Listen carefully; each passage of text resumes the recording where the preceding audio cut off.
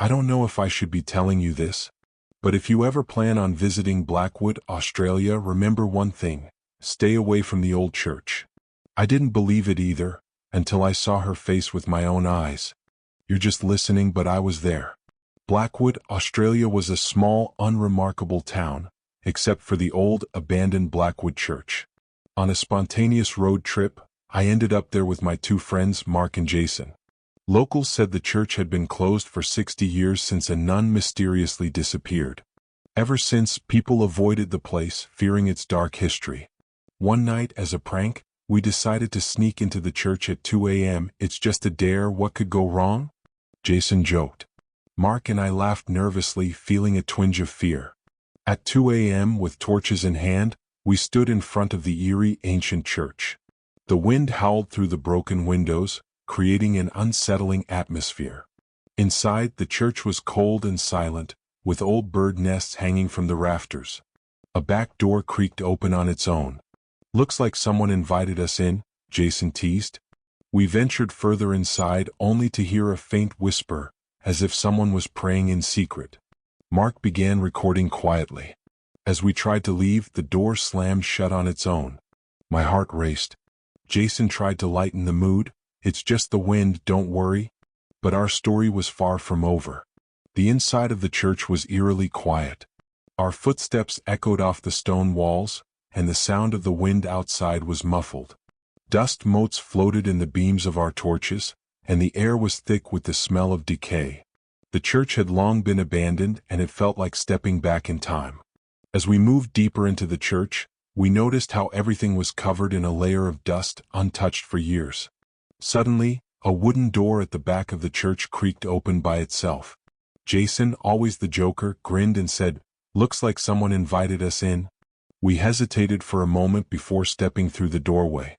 The room beyond was even darker, and the air grew colder. It was then that we heard it, a faint whispering sound like someone praying in a low voice. It was coming from the far corner of the room. Mark, ever the skeptic, started recording with his phone, hoping to capture something. As we turned to leave, the door slammed shut with a loud bang, making us all jump. My heart raced, and I could see the fear in Mark and Jason's eyes. Jason tried to lighten the mood, saying, "It's just the wind," but we all knew there was something more. The whispering grew louder, and we realized it wasn't just our imagination. It felt as though the church itself was alive, trying to communicate with us. We were trapped inside, and the sense of dread was overwhelming. The bells rang at exactly 2:33 a.m., an unsettling sound in the dead of night. We all turned towards the stairs, and there she was, a tall figure in a long black nun's veil. The veil fluttered slightly in the draft, but her face was obscured by the darkness. Jason was the first to see her, his voice trembling as he pointed. "Do you see that?" Mark and I turned, and our blood ran cold. She just stood there, motionless, watching us. The air grew even colder, and a palpable sense of dread filled the room. Mark whispered urgently, "We need to get out of here. Now." We turned to leave, but as we did, we noticed she had moved closer. It was as if she was gliding silently towards us, her presence growing more oppressive with each step. Panic set in, and we scrambled to find a way out. The church seemed to morph into a labyrinth of locked doors and dead ends. Jason, usually the bravest among us, was frozen in place, staring at the figure. Blood trickled from his ear, and his eyes were wide with terror. "She's right behind me," he whispered, his voice barely audible. The fear was overwhelming. We pulled Jason, urging him to move, but he seemed to be in a trance, fixated on the dark figure.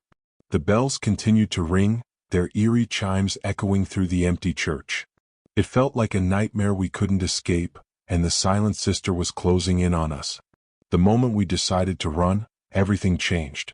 Mark and I sprinted towards the exit, but Jason was frozen, staring at the apparition. We tried to pull him along, but it was as if he were rooted to the spot.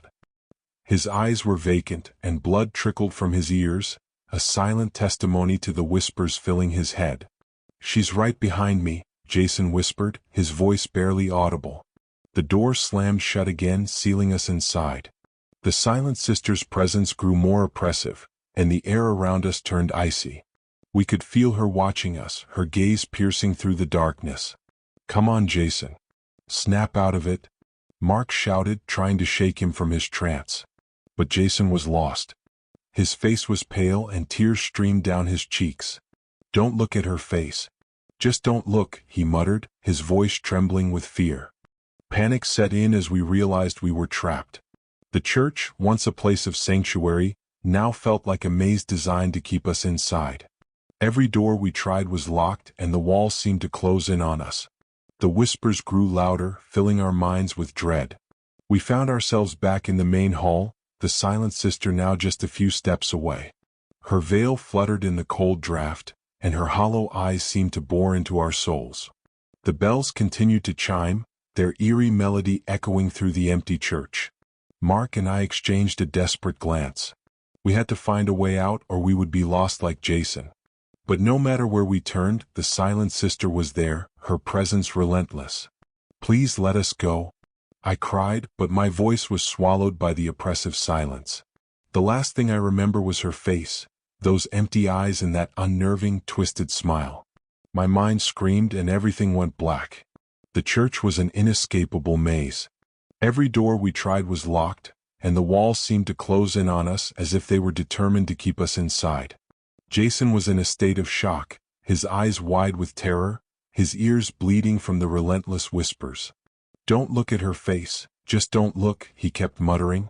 Desperation drove us to try every door and window, but nothing budged. The cold, oppressive air grew thicker, and the whispers turned into a haunting chorus. The silent sister was closing in on us, her presence more suffocating with each passing moment. We found ourselves back in the main hall, the silent sister now just a few steps away. Her veil fluttered in the cold draft, and her hollow eyes seemed to bore into our souls. The bells continued to chime, their eerie melody echoing through the empty church. Mark and I exchanged a desperate glance. We had to find a way out or we would be lost like Jason. But no matter where we turned, the silent sister was there, her presence relentless. "Please let us go," I cried, but my voice was swallowed by the oppressive silence. The last thing I remember was her face, those empty eyes and that unnerving, twisted smile. My mind screamed and everything went black. The last image burned into my mind was her face, those empty eyes, the unnerving, twisted smile. My brain felt like it was splitting apart and then everything went black. When I came to, I was in a hospital bed, the sterile smell of antiseptic in the air. My head throbbed and I could hear the faint beeping of a heart monitor. Mark was nowhere to be seen and Jason had never come back. Days passed in a haze of confusion and fear. They told me Mark had taken his own life shortly after we returned, leaving behind only a single cryptic note. "She's still calling me." No one believed my story about the silent sister, the haunting figure of the nun. They chalked it up to hallucinations, a result of stress and trauma. But I knew what I had seen was real. The fear in Jason's eyes, the whispers that filled our minds, the cold presence of that ghostly nun, none of it was imagined. I left Blackwood as soon as I was able, the memories of that night haunting me. The nightmares kept coming, vivid and relentless. I could still hear the bells, the whispers, and see her face in the darkness. Years have passed, but the terror has never left me. Sometimes when I'm alone, I feel her presence as if she's watching and waiting. I can't shake the feeling that she's not done with us yet. Jason was never found, and the townspeople of Blackwood continue to live in ignorant bliss. But I know the truth. If you ever find yourself near Blackwood Church, remember this. Think twice before you go in. The silent sister is still there, waiting for her next victim.